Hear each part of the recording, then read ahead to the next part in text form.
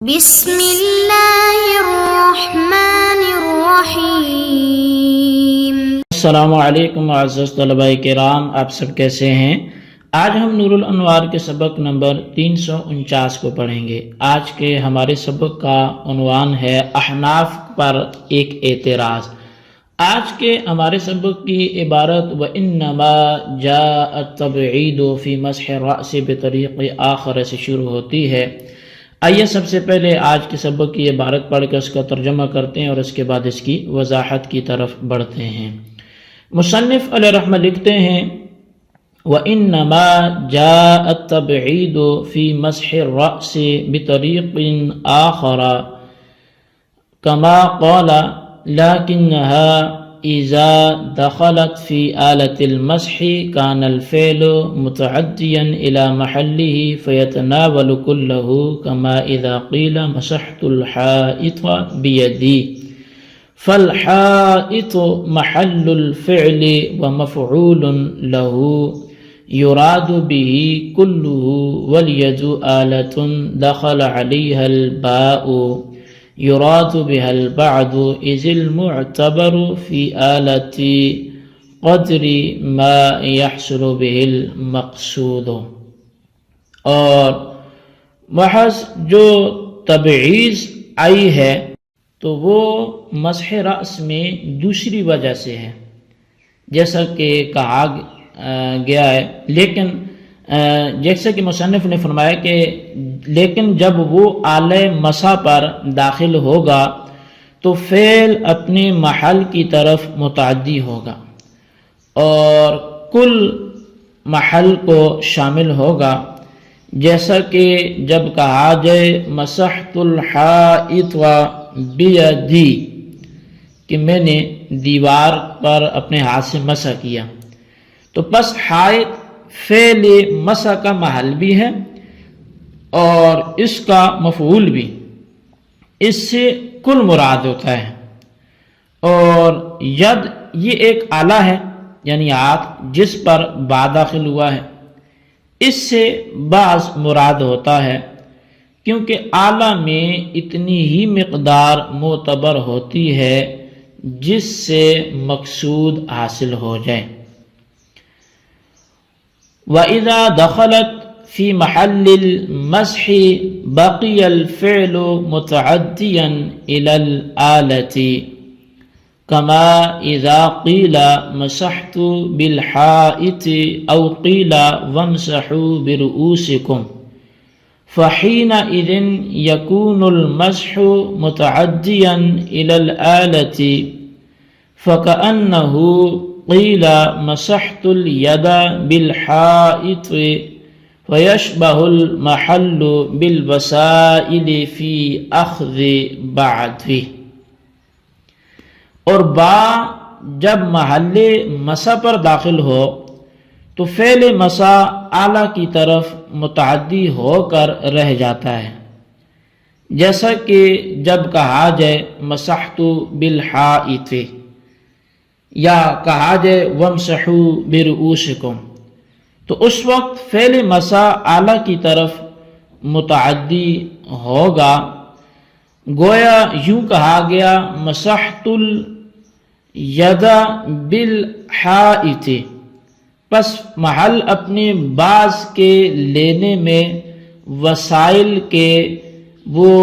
مشابہ ہو جائے گا۔ فلا يقتضي استيعاب الرأس وإنما يقتضي إلصاق الآلة بالمحل وذلك لا يستوجب الكل عادة فصار المراد به أكثر اليد وذلك مقدار 3 أصابع لأن الأصابع أصل في اليد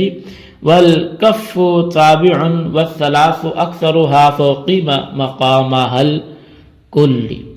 فصار التبعيد مرادا بهذا الطريق لا كما زعم الشافعي من ان الباء للتبعيد۔ تو لہذا فعل مسح پورے سر کے مسح کرنے کا مقتدی نہیں ہوگا، البتہ اعلیٰ کو محل کے ساتھ ملصق کرنے کا مقتدی ہوگا، اور یہ عادتاً کل کے وجوب کا تقاضا نہیں کرتا، لہٰذا اس سے اکثر ید مراد ہوگا، اور وہ 3 انگلیوں کی مقدار ہے، کیونکہ ہاتھ میں انگلیاں اصل ہیں اور ہتھیلی جو ہے وہ ان کے تابع ہے،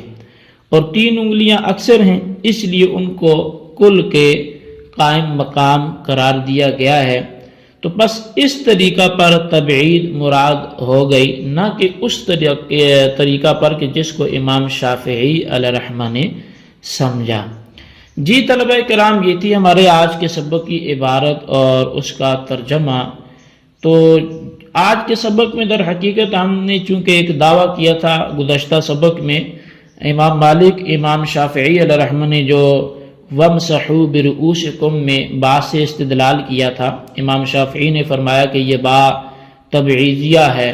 امام مالک نے فرمایا کہ یہ صلہ کا ہے، زائدہ ہے، اور احناف نے کہا تھا نہ یہ تبعیضیہ نہ یہ زائدہ۔ تو اب جب یہ دونوں موقف رد کر دیا احناف نے، شوافے کا بھی مالکیوں کا بھی، تو پھر آج کے سبق میں احناف پر ایک اعتراض ہوا کہ بعضیت تو آپ بھی مراد لیتے ہیں، تو لہٰذا وہ کیا تفصیل ہے اس کی، آئیے ہم اس کو سمجھنے کی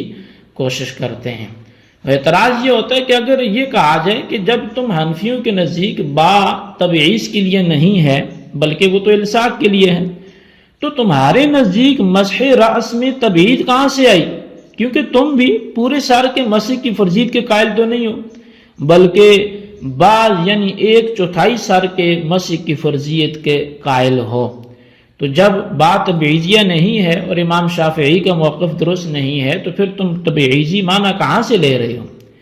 تو اس کا جواب یہ ہے کہ مسح رأس کے سلسلہ میں تبعیض کا آنا ایک اور وجہ سے ہے، جیسا کہ مصنف نے خود فرمایا کہ حرف با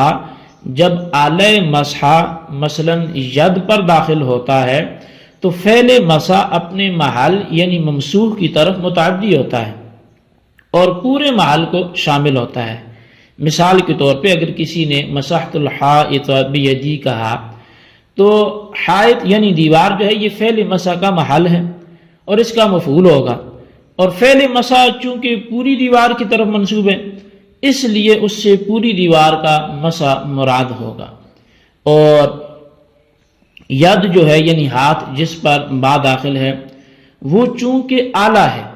اس لیے اس کا بعض مراد ہوگا،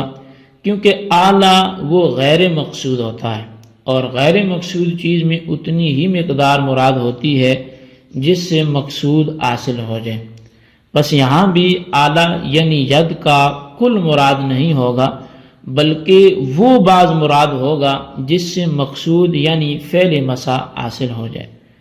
اب اس مقولہ کا ترجمہ یہ ہوگا کہ میں نے اپنے ہاتھ کے ایک حصے سے پوری دیوار کا مسح کیا، اور جب حرف با محل مسح پر داخل ہوتا ہے تو فعل مسح اعلیٰ کی طرف متعدی ہوتا ہے، محل کی طرف پھر متعدی نہیں ہوتا، کیونکہ اس صورت میں محل با کا مجرور ہوگا اور اعلیٰ فعل مسح کا مفعول بہ ہوگا۔ اس کی مثال یہ کہ جب کسی نے مسحت بالحائط کہا تو گویا اس نے مسحت الید بالحائط کہا، یعنی فعل مسح اعلیٰ کی طرف متعدی کیا گیا، اور وَامْسَحُوا بِرُؤُوسِكُمْ کی تقدیری عبارت ہوگی وَامْسَحُوا الْأَيْدِيَ بِرُؤُوسِكُمْ، پس اس وقت محل مسح وہ اعلیٰ اور وسیلہ کے مشابہ ہو گیا، یعنی جس طرح با جب اعلیٰ پر داخل ہوتا ہے تو اس کا بعض مراد ہوتا ہے، اسی طرح جب محل پر داخل ہوگا تو اعلیٰ کے ساتھ مشابہت کی وجہ سے محل کا بھی بعض مراد ہوگا، اور جب اس صورت میں محل کا بعض مراد ہے تو فعل مسح پورے سر کو گھیرنے کا تقاضا نہیں کرے گا بلکہ صرف اس بات کا تقاضا کرے گا کہ اعلیٰ یعنی جو اعلیٰ اس مراد ید ہے وہ محل یعنی رأس کے ساتھ سر کے ساتھ ملصق ہو جائے،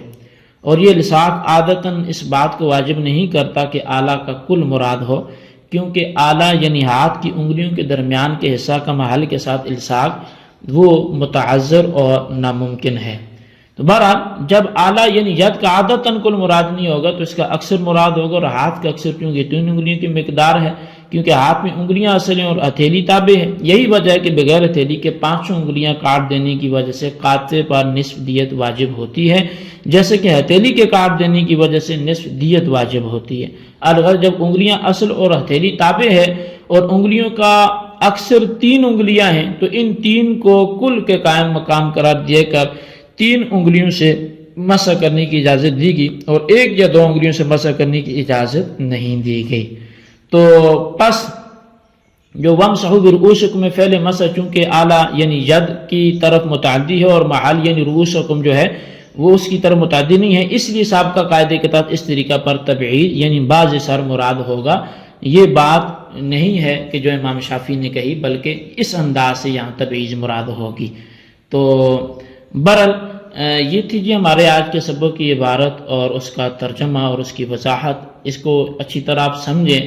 یہ امام اعظم کی ایک روایت تھی، مزید اس کے حوالے سے کیا کلام ہے وہ ہم مزید آئندہ انشاءاللہ سبق میں پڑھیں گے. جتنا بھی ہوا وہ آج کے سبق کا خلاصہ اگر کہیں تو وہ صرف اتنی اعتراض کا جواب تھا. اعتراض یہ تھا جی کہ جب احناف کے ہاں بھی سر کا جو مسح ہے وہ بعض سر کا واجب ہے، تو جب کہ آپ من یہاں جو بعض اس کو تبعیضیہ بھی نہیں لیتے تو پھر یہ بعضیت کا معنی کہاں سے آیا؟ تو ہم نے اسی کو ثابت کیا ہے. آپ اس کا خلاصہ ضرور رجسٹر پہ لکھیے گا. اللہ تبارک و تعالیٰ سے دعا ہے جو کچھ ہم نے پڑھا سنوں سے یاد رکھنے کی توفیق نصیب فرمائے. آمین بجاہ نبی الامین صلی اللہ علیہ وسلم.